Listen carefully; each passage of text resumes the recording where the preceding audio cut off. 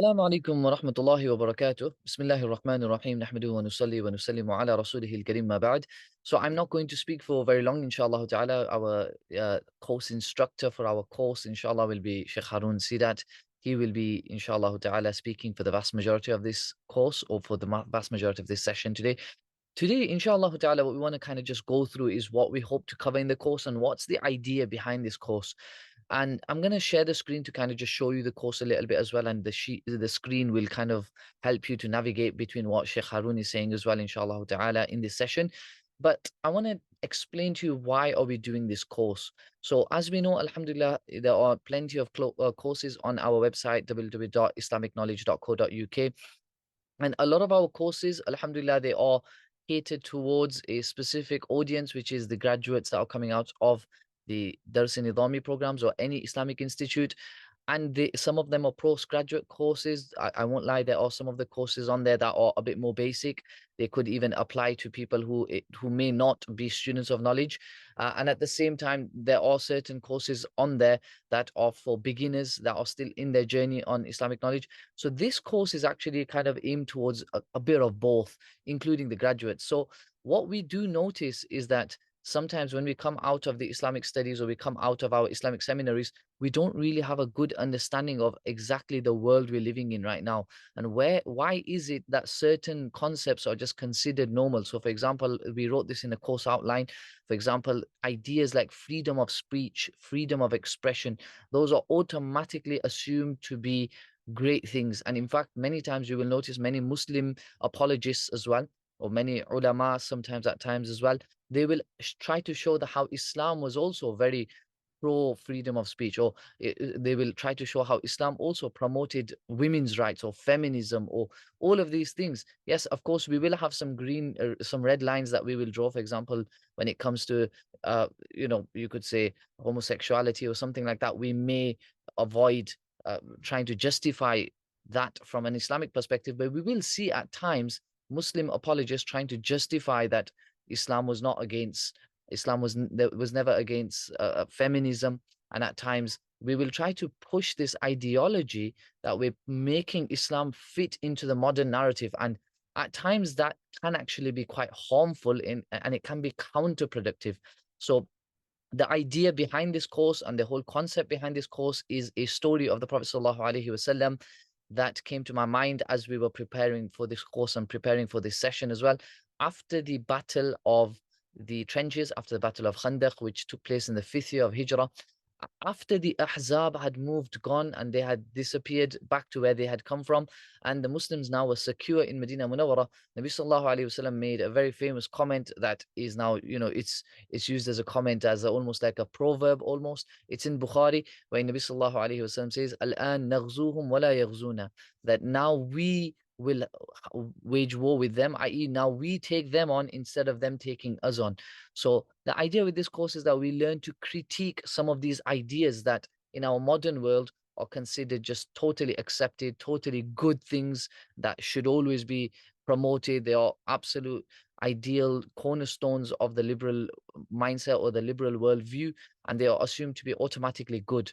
And is that the way Islam views certain things? And it's a kind of a way for us to take a window into their world instead of them constantly taking a window into our world. And sometimes the ulama also, they are not fully aware of the right level of, you could say, discourse to use, the right level of terminology, what type of language we should be using when we're engaging in discourses with people who come from a Western liberal mindset. So that's the idea behind the course. Inshallah ta'ala, I'm just going to share my screen just so you can see how you can join the course as well. And inshallah ta'ala, that should help us as well, inshallah ta'ala. So if we just have a look as well. So this is our website. Most of us, inshallah ta'ala, will have seen the website. Those who have joined our courses will already know. There are numerous courses on the website, so you can try to join any other course if you wish. All of our courses, we keep them available on demand, and even the live courses, you're free to join at any time. We don't really have any time scale because we know sometimes people just want to access certain fields of knowledge and they want to access it straight away. They haven't got a timetable where in there they can only access it at a certain time. So This is our Islam and Western Modernity course, a critical online course. I'm just going to go through the course overview whilst we're waiting for Sheikh Haroon.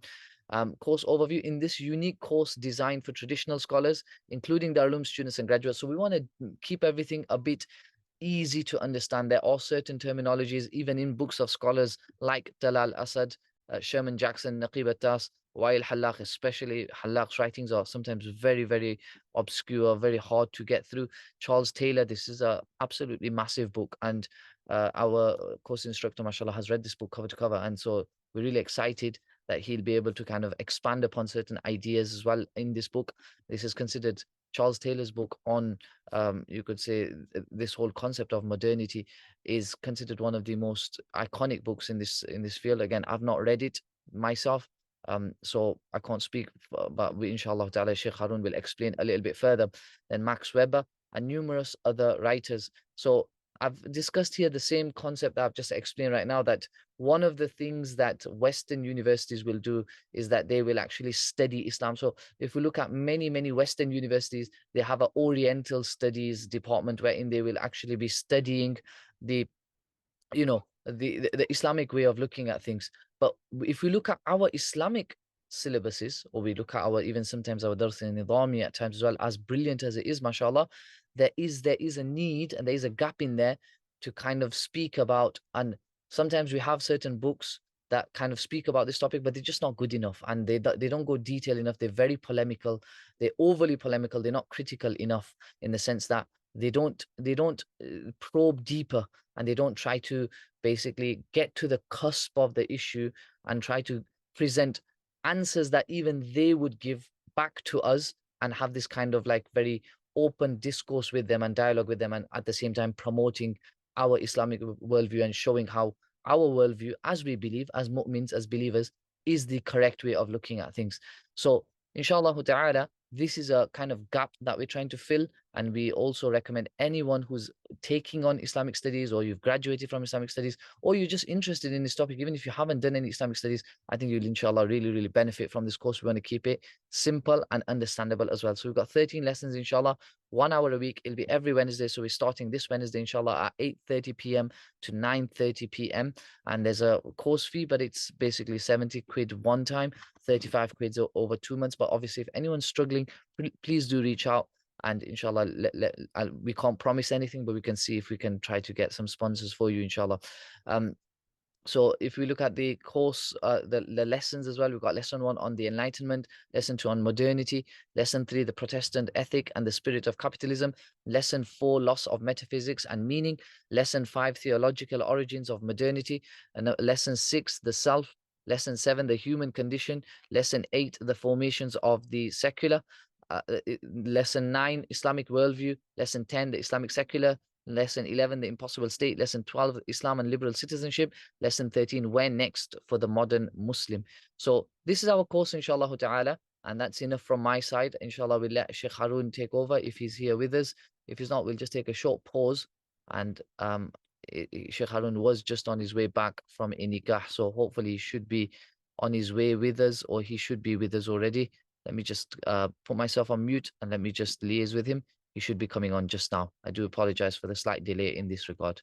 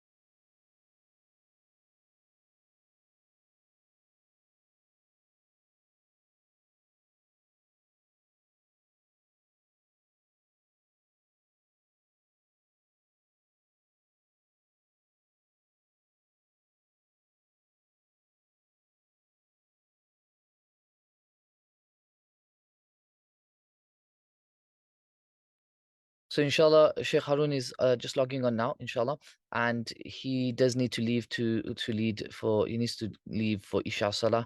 So we will keep this program nice and short, inshallah. In 45 minutes, we should be done. Probably a bit less than that. He's just going to go through an overview of exactly what type of topics, why this course is really important. That's the whole uh, idea behind this webinar. Why are we discussing this topic? And what kind of books can you be, inshallah ta'ala, expecting to see in this course? And like I said, this course, we do want to make it such that you, even if you haven't read any of this stuff, you'll still be able to access this course, find it accessible, have a good set of, like you could say, reading books that you can get yourself into. And inshallah ta'ala, we have kept this for kind of like the beginner to intermediate level. If you're super into this topic, I still think you'll benefit. But of course, I understand that I do need to tell you that, maybe you should probably be looking for even more advanced course. But I mean, mashallah, we do have some online institutes that already do this. For example, blogging theology. I think they've got a Black Blogging Academy or something like that as well. The only thing there is, of course, there will be certain requirements they may have. With ours, we're hoping everyone joins. You're more than welcome as long as you've got an interest in this topic. Inshallah ta'ala, I think you'll really, really enjoy and benefit from this topic as well, inshallah ta'ala. And I believe Mullah Haroon is with us. Sheikh Haroon is with us. I'm going to make him the host. I'm going to stop speaking. And as I've just mentioned, he does need to leave. He needs to be in the masjid by 8:25. So he will need to leave probably about quarter past. So Sheikh Haroon, we've got 45 minutes. The floor is yours, inshallah ta'ala. I'll just make you the host. So you should be able to unmute and everything, inshallah.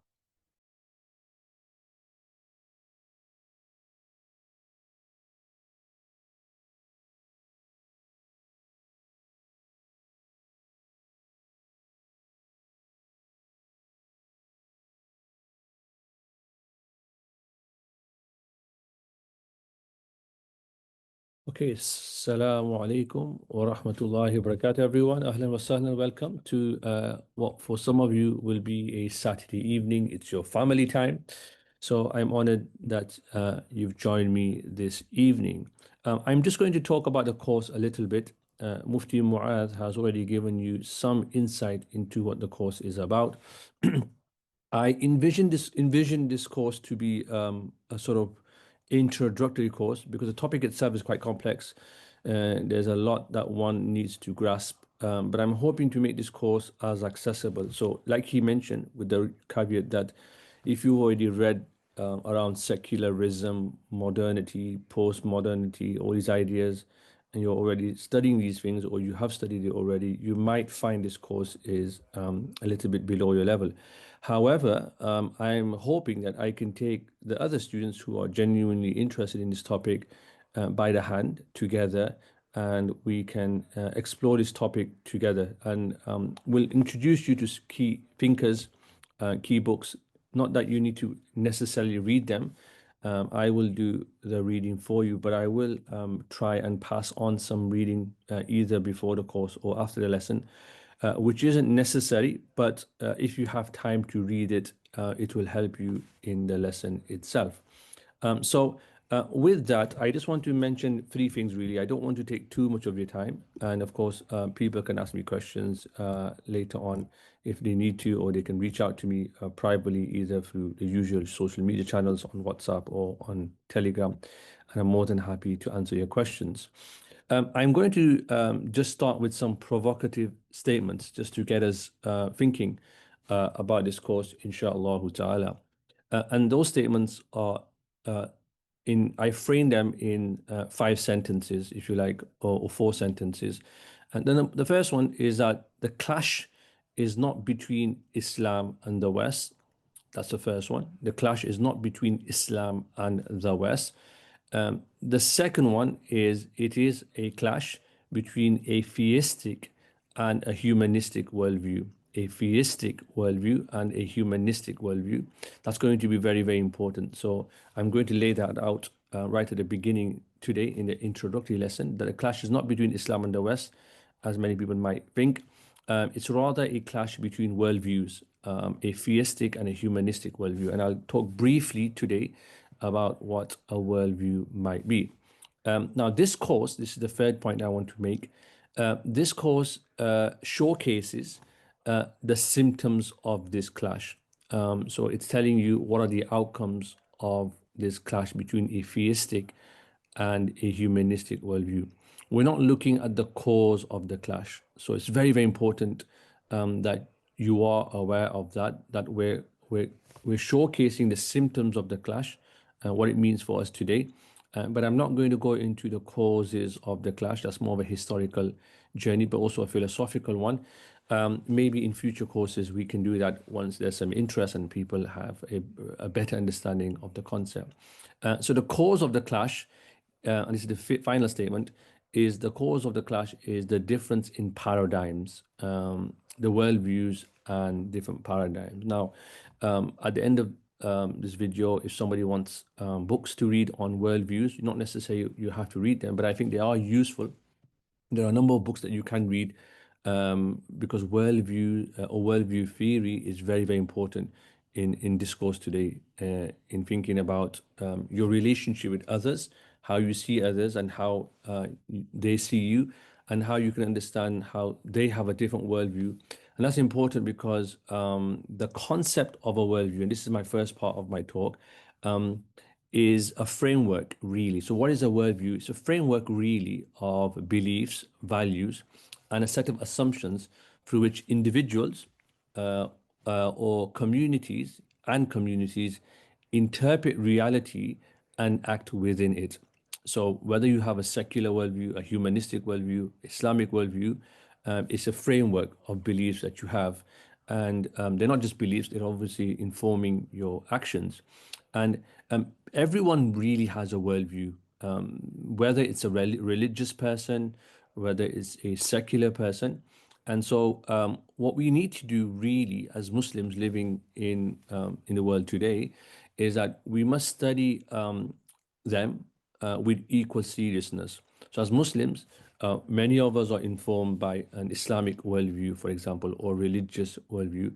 But it's also important that we have, with some seriousness, we grapple with the secular worldview, given that in many places, especially in Europe, it has a sort of dominance, and it's always bandied about, it's always used, and a lot of debates come down to a secular worldview.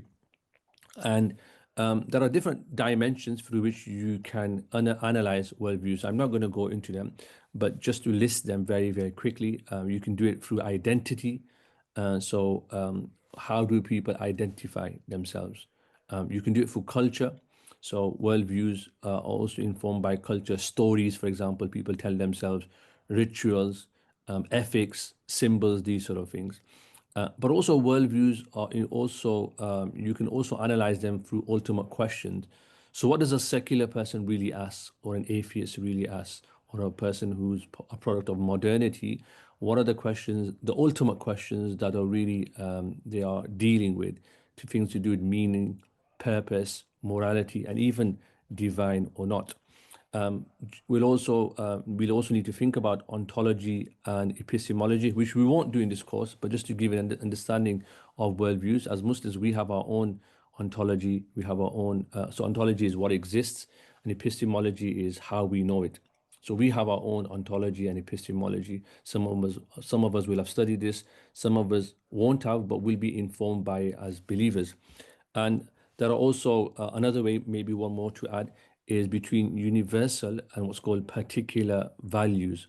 So, what are universal values that we as Muslims share with other people, and what are particular values that might be distinctive about us, that other we don't share with other people, or they have and we don't share with them. So these are important frameworks that you can use to help you understand worldview. There's also historical roots of this, which I won't go through. But modernism, what modernism does in a sentence, if you like, it elevates science and reason as absolute truths. This has been a claim that's been made. And then, obviously, some people now claim that we live in a postmodern society, which we will look at as well. So, modernism elevates science and reason as absolute truth, like it's just true. There's no space for anything else. And then some people have argued that we live in a postmodern world now. So we've moved into postmodern society. And what postmodernism does is it challenges this. the absolute nature of science and reason. And it emphasizes, as you're probably well aware now, and you experience it, this idea of pluralism, diversity, and these sort of things. I know in public discourse now that's been challenged again, but this is a postmodern reflection.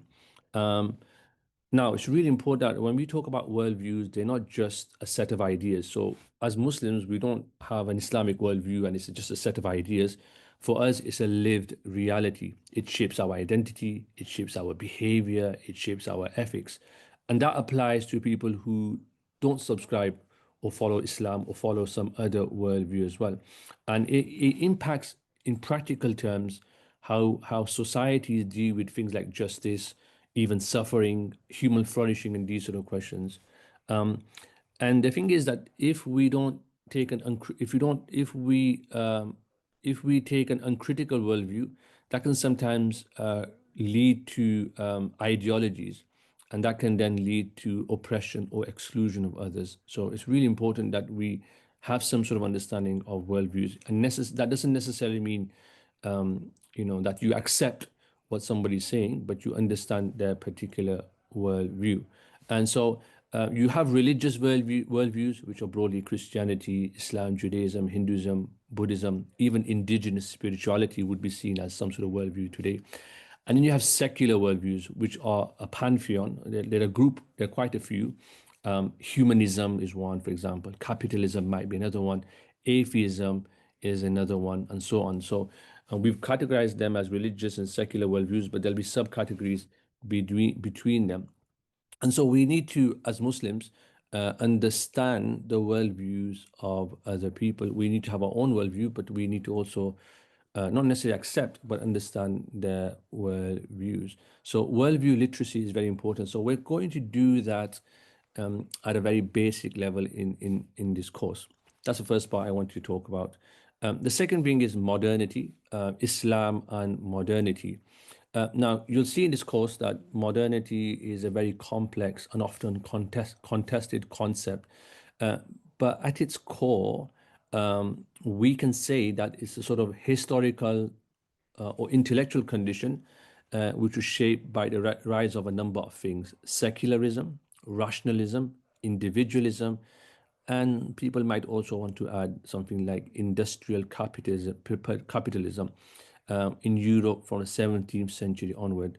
But it's very, very important that when I say the 17th century onward, we don't just think of it as a period, or we don't give it like a chronological moment. We think of it as a way of thinking and organizing society. So it's about thinking, it's about how people think. That's why I talked about worldview at the beginning. There's different dimensions to modernity, and I'm just going to list a few just to give you an idea. And in the course, we will unpack them.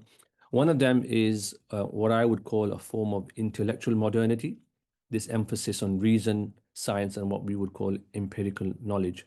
And critically for us Muslims, we have to grapple with this idea that intellectual modernity in many places rejects traditional metaphysics and religious authority. We'll talk about why that is and why that happened. And it's a form of skepticism, what they call, what they also call philosophical humanism. And there are key thinkers that we will perhaps we will engage with, Descartes, Kant. So just to mention, this book. I mean, you don't have to buy this book, but this book came out recently. I've been reading through it. Kant, Immanuel Kant, A Revolution in Thinking. So these books are important because it's not just about history. It helps you to understand why people who believe in modernity or who are moderns think the way they do, because there's it's a way of thinking about the world. So there's an intellectual modernity. There's also political modernity. So if you think about the development of nation states, the idea of democracy as being a good or secular forms of governance, where religion is sort of private affair and it shouldn't enter the public space, right? That's one of the ideas of secular governance. And this idea of we separate religion from politics. Now, you can see as Muslims why we might find that problematic. the secular nation state. And there's an emphasis on individual rights, citizenship, and maybe things like legal equality. And there are key thinkers in this: Locke, Rousseau. These sort of thinkers are very, very important. We'll introduce them, maybe not got too much into them for now. Another type of modernity you might want to think about is what's called economic modernity. This is sort of emergence of capitalism, industrialization, global markets, how we move from agrarian economies to urban mechanized production. So this is important for those of you who might be studying fiqh, for example, and thinking about how sometimes fiqh is conceived of agrarian being situated in agrarian societies. We live in a very, very different world today.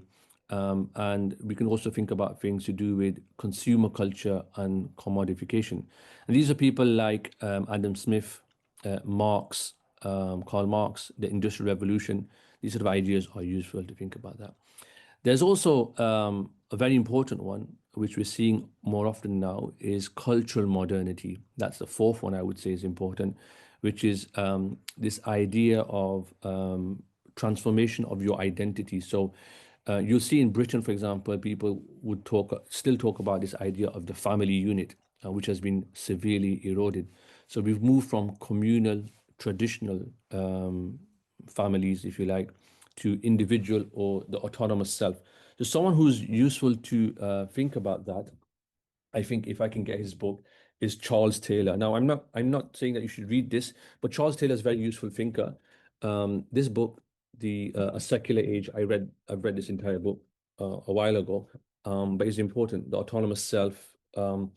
A more accessible book you might want to read is by Carl Trueman, which I've read, The Rise and Triumph of the Modern Self. And there are other books that you can read from an Islamic perspective to understand the self and selfhood, which I won't go into. If someone wants to reach out to me privately, of course, we can have a conversation about that. So, cultural modernity, and then you also have things like the rise of mass media, modern literature, all of these things. And what cultural modernity does, in a way, is that it questions inherited norms, things to do with gender. So, even when I'm reading something like this, when they talk about enlightenment thinkers and their views on gender, they had different views on gender in those times, and they see it as like a negative thing, right? So we question things to do with gender. We do we have questions to do with race and religion. Someone's put a question up. I'll come back to that in a moment. So there's a questioning of inherited. Nietzsche is an important person in that. And of course, I guess the one that many of us are mostly aware of is another one, which might be religious modernity, where religion is a private thing. So, you're not supposed to dress or become overtly religious outside. And religion is something that you do in the mosque or the church or the synagogue, and you don't bring religious conversation into the world. It's a sort of matter of personal belief, not a public law. So religion shouldn't inform society. It should be a private thing. So we have then as because religion receded from the public space, what happens is we have the rise of what's called secular ethics and pluralism. So think about the Protestant Reformation. We'll talk about that, inshallah ta'ala. Liberal theology, secular humanism. So modernity, I guess, in a few sentences, is a historical rupture from pre-modern, often religiously governed societies, if you like. Secondly, yes, there's also compartmentalization in religion, yes, and Muslims also do it. We'll think about this in the lesson, inshallah ta'ala. So there's a historical rupture from pre-modern, often religiously governed societies. Number two is there's a philosophical shift towards autonomy, I would say, reason and progress. So a good book on progress, if I can just, of course, I don't expect you to read this, but there's a nice book that I read when I was at university, History of the Idea of Progress. It's a nice book to read. It's academic. These are all academic books. They're not popular books. Some of them are, but not all of them. And so when people talk about progress, is it circular, linear? Where did this idea of progress come from? These are important things that you need to interrogate. And modernity is also a form of political and cultural transformation.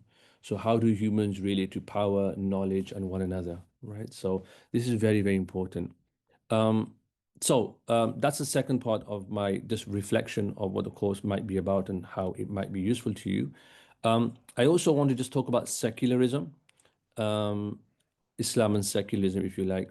And I think a good person on this, may Allah bless him and give him Jannatul Firdaus, is Shabir Akhtar at Oxford University. He passed away sadly. He's written a number of books which I benefited personally from immensely, and I've engaged with him on a number of times on a number of issues. But he's written a number of important books which are not part of the reading list for this course, but you can read them, and I'm happy to share resources on them in the background because he's one of the few Muslims in our part of the world who's engaged with this among other people. And he defines modernity as uniquely a Western secular condition. And he defines it, I remember him saying, it's the exile of God. So God is like, God is dethroned, as Nietzsche said, right? God has been, we in the Quran, like, we talk about God and Arsh and we have these debates. But for Dr. Akhtar, Marhoom, for him, it's like the idea of we don't need God anymore. And that space is now taken by secular human reason and the rise of atheism and the privatization of religion. Religion is banished to a sort of private sphere. You do it in your living room and that's it. Um, but he also has some warnings for us. Uncritical. Now, he makes his point. He says you're not supposed to reject modernity, but if you uncritically adopt Western modernity, it can lead to cultural loss, nihilism. We'll talk about what nihilism is, and especially for Muslims who abandon their tradition wholesale. So he seems to be saying that we don't. It's not like we run away from modernity or post-modernity. We have to engage with it and critically.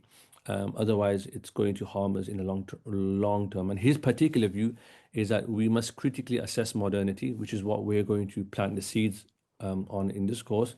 Um, and inshallah, we're going to distinguish things like to do with modernization. So, what is modernization?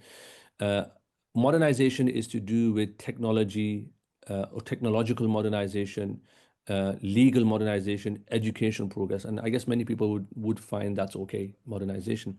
But what about, he would say, what about westernization? He calls westernization a sort of cultural and moral assimilation where you lose your identity, you lose what makes you unique about your particular worldview.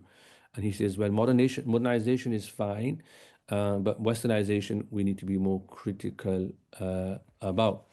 And he talks about a number of other things which we will look at, inshallah ta'ala.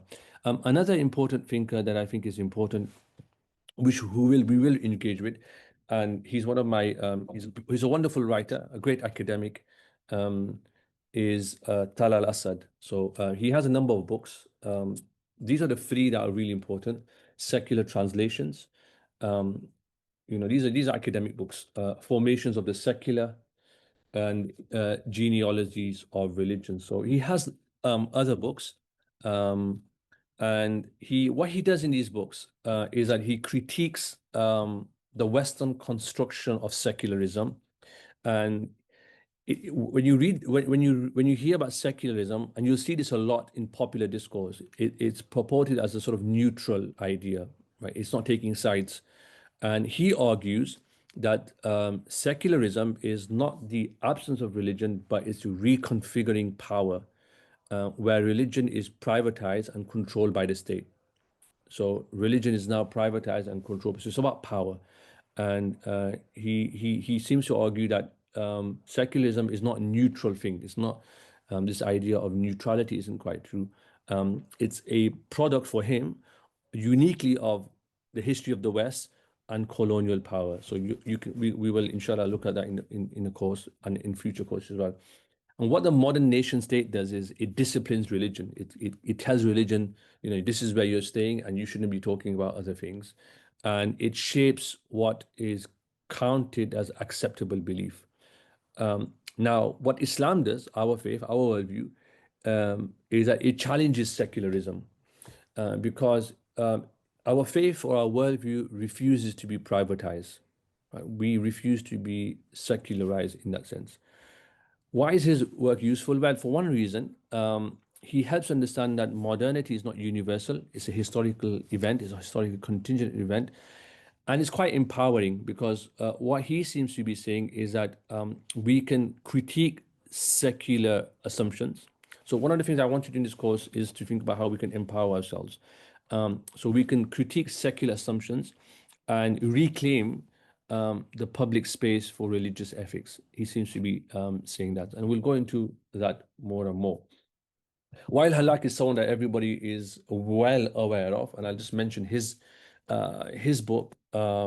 He has a number of books, of course. One of them is The Impossible State, which I've read, of course. And there's Reforming Modernity, and there's other books by Wael Halak. He's written a lot on law, Islamic law, fiqh, and everything else. And he has an interesting take. And The Impossible State, he seems to be arguing that a modern nation states, so the way the modern nation states are structured, are fundamentally incompatible with Islam. He sees that the state are like a colonial invention, and it's built on coercion, centralization, and there's literally an absence of morality in these nation states. And so when he says that the Islamic State is like a contradiction in terms, and you can't have that in modern political frameworks.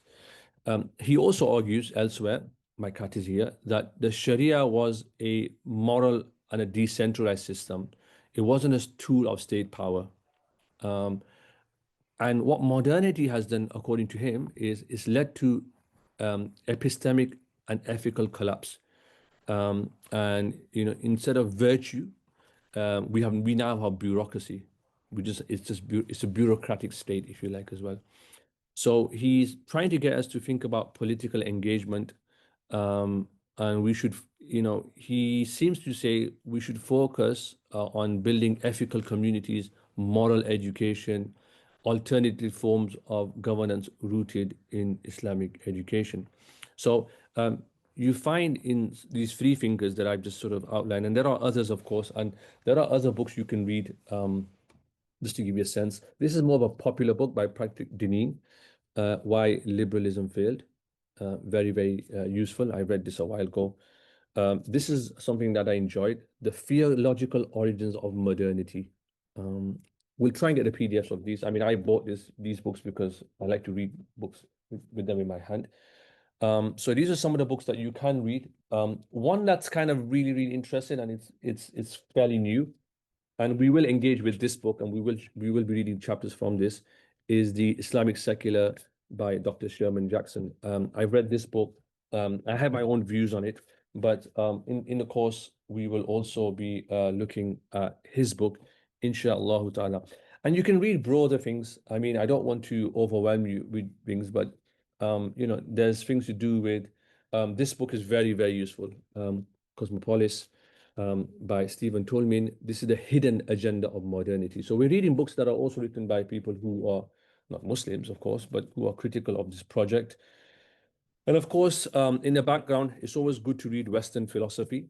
And Bertrand Russell, for all his criticisms, has a nice book that you can read. It's a tome, but he has a book on the history of Western philosophy. Now, there's a lot to, obviously, I've shared a lot of books with you, and I don't expect anyone to read them, but I'm just saying that these are things that you might want to engage with.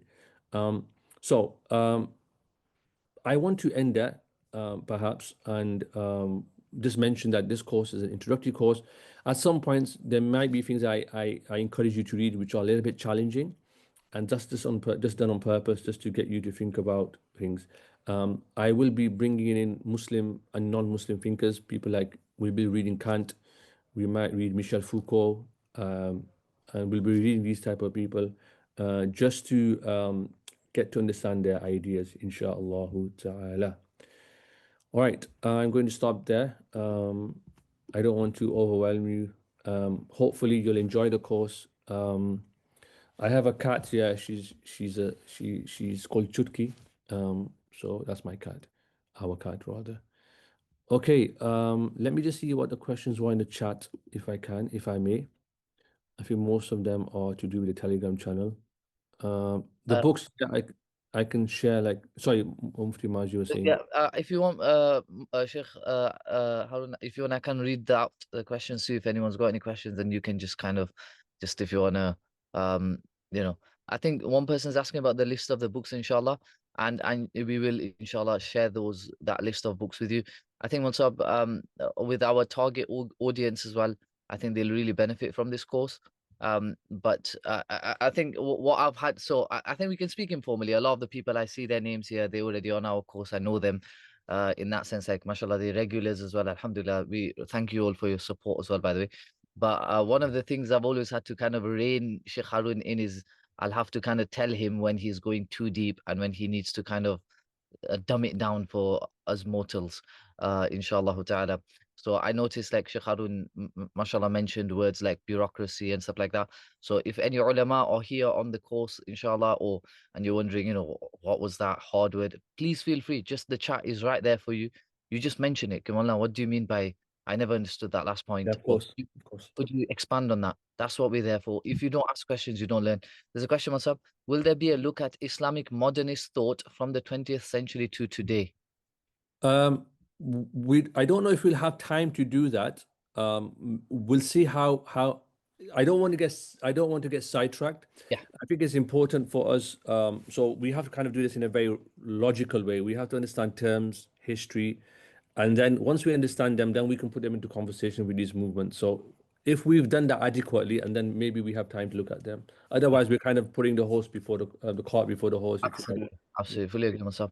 There's a question here. How should we approach reading those works from non-Muslims? So I'm assuming that some of the books you just mentioned. Yeah, I mean, a lot of these books are written by non-Muslims. I mean, my this is my personal take. I read everything under the sun, as you know, and I'm critical whether it's a Muslim or a non-Muslim. I read the works. I make my own mind up, um, and it depends how confident you are. But I think if you're well grounded in your own tradition, you shouldn't have any sort of, you should be okay reading these things. If you're not sure, then you should always reach out to someone who can help and guide you, because sometimes you do need to challenge yourself and you need to feel a little bit uncomfortable about assumptions that you might have bought into, and you need to be able to think about them deeply. Yeah. So I'm cognizant that you need to leave for Salah. So I'm just going to give you a few more questions and then you let me know when you think that's enough. Now I need to get head off. There's a question here. Do you recommend any Muslim writer on this topic? I guess you did just mention the professor from Oxford, rahimahullah. That Dr. Shabir Akhtar's books are good, and I'll try and share them. In his books are, I would say they are indispensable, but I haven't put them in a reading list on purpose because it becomes overwhelming. So, but we will put them down as background reading. I'm not sure. Oh, here there's a question here. How do you rate Terry Eggleton in this critical framework? Again, I have no idea I who. haven't read his works, Amanullah, so I can't comment. Um, do you have useful examples from our tradition which lay out Islam as a worldview to contrast with modernity as a worldview? Hujjatullah al-Baligha seems to have a wide lens perspective about what Islam is as a way of life. Yeah, Um, the Hujjatul al-Baligha is a text that it's no secret I'm very fond of, and it has informed a lot of my thinking. Um, so we don't actually have books that directly, in my view, tell us what the Islamic worldview. There are people like, I mean, there are books I haven't cited that try to do that in academia, and maybe I'll share some of them. So the late academic at Harvard, what was his name? I have it on my shelf, but he has a book on this as well. So you can look at this, but I think the Hujjatullah Baliga is a good starting point. But remember, it was written in the 17th century. And so you also need to think about the world has moved on a little bit with it. So you kind of have to, it's a dialogical thing. You read the book, but you also think about there's been 3 centuries in between about what's going on. But Hujjatullah is very, very important, again, to read. uh, Sheikh Harun, there's a question here, man. Shahab Ahmad, that's the one for him. Thank you. Shahim mentioned it. You're a star for him. So Shahab Ahmad's book. What's the book called for him? For him knows the name of the book. I forgot the name of the book. I read it many, many years ago when it first came out. What is something, if I'm What not is wrong, Islam? What is what, Islam? what is Islam? Yeah, that's a really good book to read. It's received. My It's book also was worth. Sorry. Is it good? I've never read it, but obviously I've always heard him to be a bit of a controversial figure, obviously, Yeah, he especially. is. But I mean, the book is good to read in terms of his depth. I mean, he's very conversant in many languages. You don't have to agree with everything that he says. It's also worth reading critical reviews of his book as well. So I always say, to people that when you read a book, also read reviews of that book. What have people said about that book? So, like, for example, Dr. Sherman Jackson's book, when you read it critically, right? You don't have to accept everything, and he wouldn't want you to accept everything he said, Yeah. but you critically engage with it, and then you can do a review or you can read reviews that other people have written on his book. There is a question. I'm not sure what the person means by this, but I'll just will we be allowed to have discourse about this topic? So perhaps teach them in our here in our local intellectual circles, especially with ulama who speak. Absolutely fine. You can use anything from this course that you find beneficial, that you want to convey on to others. That's absolutely fine. You're more than welcome to do that. Of course, the content that Sheikh Haroon provides, um, anything that he doesn't want shared, that would need to be verified with Maulana first. Yeah. Um, if there's any further questions, we can take maybe for maybe Yeah, two. someone mentioned at the beginning about fascism. Yeah, that you could count that as a worldview, because it informs it's an ideology that informs your particular actions. Also, I've got a question. Um, let's just see. Look, there'll be some people that are watching this that are like, where do I start from? Like, let's Mhm, just. I've not read anything on this topic. mhm. Where do I start from? What do I read to just get into like what is modernity, what's secularism, what are all these terms?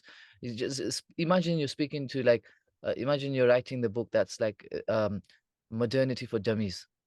Right? What books would you put as like remember it can't be too big as well that Mhm. puts the person off. It can't be too dense in the sense that it's it's gonna be heavy on the mind. What good beginner book would you recommend? Like from my own side, I really benefited from Sheikh Abdul Hakim Murad's essays that he wrote. Those were quite good. I was just thinking, is there anything else that's coming? Um, Yeah. So Dr. Sherman Jackson's book, not the entire book, but if you open the book, he does have a section Mhm. where he talks about this. So it's chapter 1 on page 27.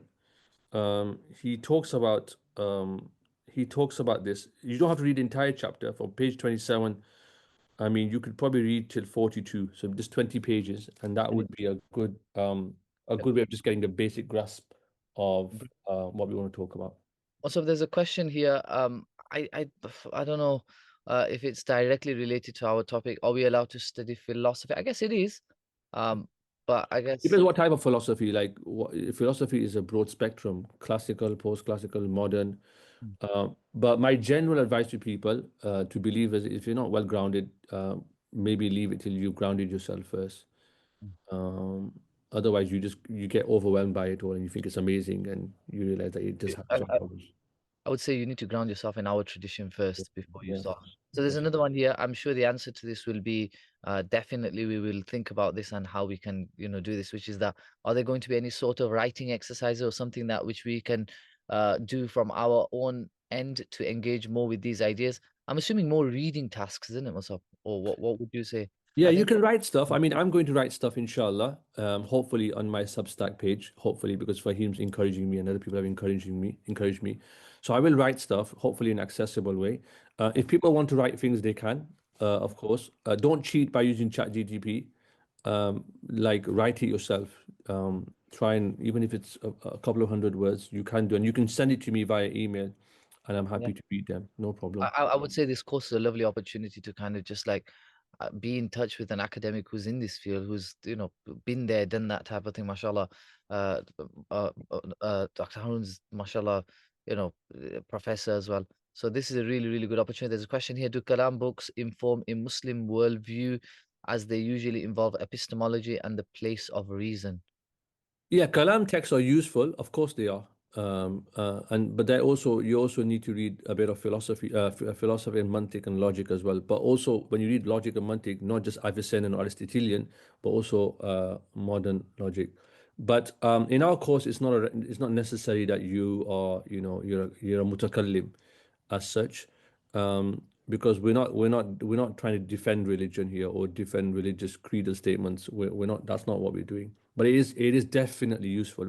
But a lot of times when people study kalam in madrasas, they only study like Aqidah Tahawiyya maybe, um, or the Nasafi text. Or like they'll study basic text, but they don't study the history of ideas. So like how did certain ideas come about? Why did the Khalqi Quran debate come about? These sort of things. So one of the things that I mean, this is a side question, but I think one of the things as Muslims we need to do is we need to become intellectual historians. I know you're trying to do that, but think about how ideas came about, whether that's in fiqh, whether that's in the madhahib, um, these sort of things. Um, So we'll end yes. with this question, and I know by 10 past we'll finish this. Yeah. Any two books you recommend against atheism? I think you need to understand atheism first. So, if I'm being an honest teacher, I would never go against atheism. Not that I don't agree with it. What I mean is you need to understand atheism as a worldview. See, this is what I'm saying. This is why I think worldview is really important, because what we do is we sort of attack something without understanding it, right? And then you need to understand what atheism is. So maybe later on I can share some books that if people want to read. Who are the Anbiya of atheism, if you like, right? Who are their prophets? Because they have asanid, right? Just like we have assigned to the Prophet ﷺ, they have assigned to people who planted the seeds of these ideas. So you need to understand them first to be able to then respond to it properly. Also, absolutely beautiful. Really enjoyed the session, and we say jazakumullah You're khairan to welcome. everyone who's attended. I think we really benefited from that little snippet, and that's just a snippet of what's to come, inshallah.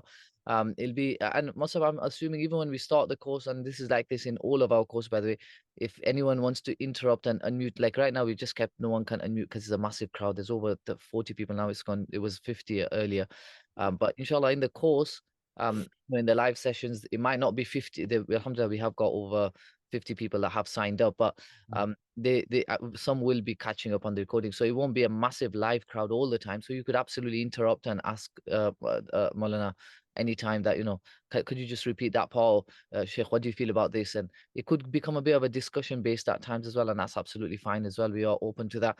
And one of the main things that we work with is in islamicknowledge.co.uk is we are trying to get ulama to get more into academia, reading a little bit of, but at the same time, having trust in our own tradition, and kind of that whole idea that, just to round off what I said at the start of what Nabi Sallallahu Alaihi Wasallam said after the Battle of Khandaq, when the Ahzab went back in the 5th Hijri, he said, Al-an naghzuhum wa la yaghzuna.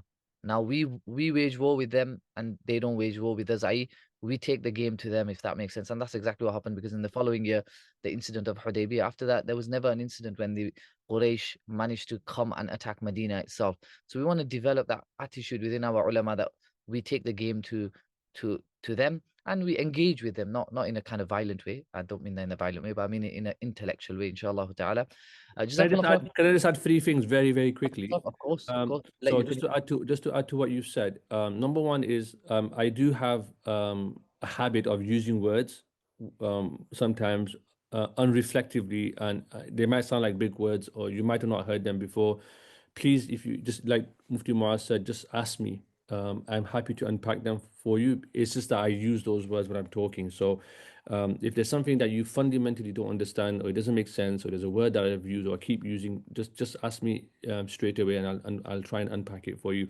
The second thing is this is a really I'm going to try to make this an introductory course. So I'm going to try and take you on a journey with me, inshallah ta'ala. And the third thing is use this course as a way of trying to understand secularism and modernity.